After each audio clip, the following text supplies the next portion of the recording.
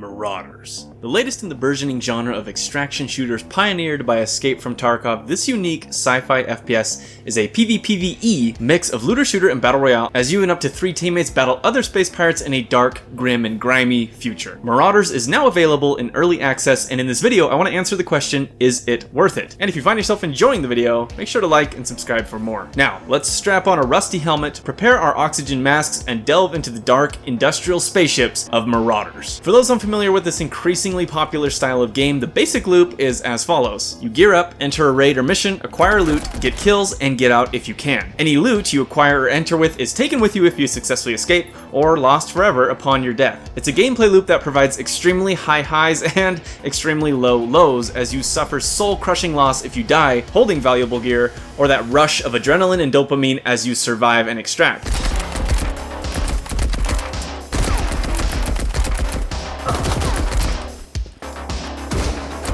It's gameplay built around lots of risk-reward decision-making, and there's a reason it's becoming much more popular, with games like Hunt Showdown, the disastrous attempt by DICE with the failed Hazard Zone, and the upcoming DMZ mode for Modern Warfare 2. Developers want a piece of this sweet, sweet extraction pie. And so far, Marauders is a game that hits those highs, while avoiding a lot of the slog associated with Escape from Tarkov, which I'll discuss a bit later. Now, although it's an early access title, Marauders actually has quite a bit of content, and offers quite a bit of gameplay variety already, with ship flying and combat mechanics, lots of different lootable items, different weapons, rare materials, crafting, and more. There's a lot to like here, including up front the incredibly unique aesthetic and setting. Marauders takes a lot of inspiration from diesel punk, which is kind of like taking 1950s World War II era technology, wiping it with a lot of diesel fuel and grime, and calling it a day. It reminds me of Hunt Showdown a bit, not aesthetically, but more that it has an extremely unique style, which helps it stand out a lot. This style really plays well into the dark brutality of boarding ships and mercilessly gunning down other space pirates. But let's talk about the gameplay and mechanics. As you begin a raid in Marauders, you're placed in one of 5 randomized maps, but you always start on your ship, which is little more than a diesel engine with armor and guns strapped to it,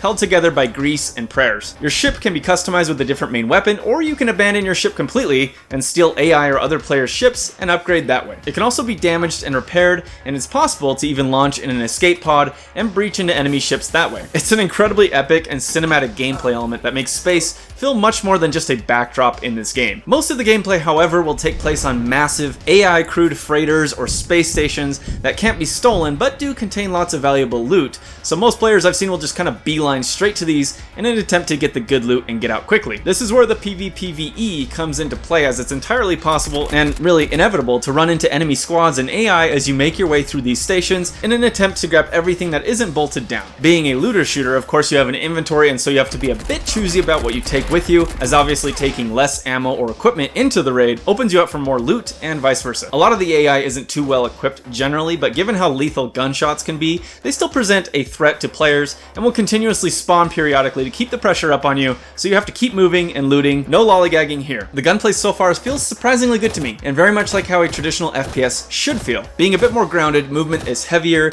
and slower, but other than that, I was surprised at how fluid and satisfying the gunplay feels already. Guns are punchy and have lots of recoil, but engagements are extremely deadly, and headshots, of course, are almost instantly lethal. You have a generic overall health bar that can be healed using medkits or other healing items, ammo can be looted and just sort of pools up in your inventory, and overall inventory management, healing, and gunplay are way less hardcore than Escape from Tarkov. I've seen comments calling this Starkov, and while it has a lot of those elements, it's honestly something I've been hoping to see for a while. A less time-intensive, sweaty, and hardcore Tarkov-like experience. Now, that may put some players off, as those are deeper gameplay mechanics, but for what they add to the gameplay versus detract from the experience, I think it's a worthwhile trade in this game. It still has some of those elements like stamina and food and drinking to replenish it, but it's nothing like the depth of Tarkov, which for me is honestly a good thing. Overall, the gameplay so far feels really satisfying and solid, a good early access foundation to add more content and build upon later. And I also haven't noticed a ton of server issues or lag yet, so hopefully that remains the case, as with these types of games, that is really make or break, where one death can represent a lot of lost progress, and you never want to feel like you were cheated in it. As I said, crafting exists. I've never really been a huge fan of crafting in games, but it seems pretty straightforward and gives you a reason and more items to loot, of course. Blueprints and resources can be used to craft a variety of things, and it's not completely overwhelming. Crafting does take a bit of time, and it's necessary, as key items needed for your rating will be in there, but it's a pretty straightforward and simple simple system that I think works pretty well so far. I'm sure more depth and items will be added as early access continues. Contracts and quests can also be picked up, which provides rewards, of course, for accomplishing certain tasks and objectives during a raid. It's another layer of intensity as you need to successfully extract to complete a contract in pretty much every case I've seen, and it adds another layer of gameplay depth, so I think they're a cool addition and I hope there's plenty of variety added here. Now, what about the visuals and audio? This is of course a AA early access game,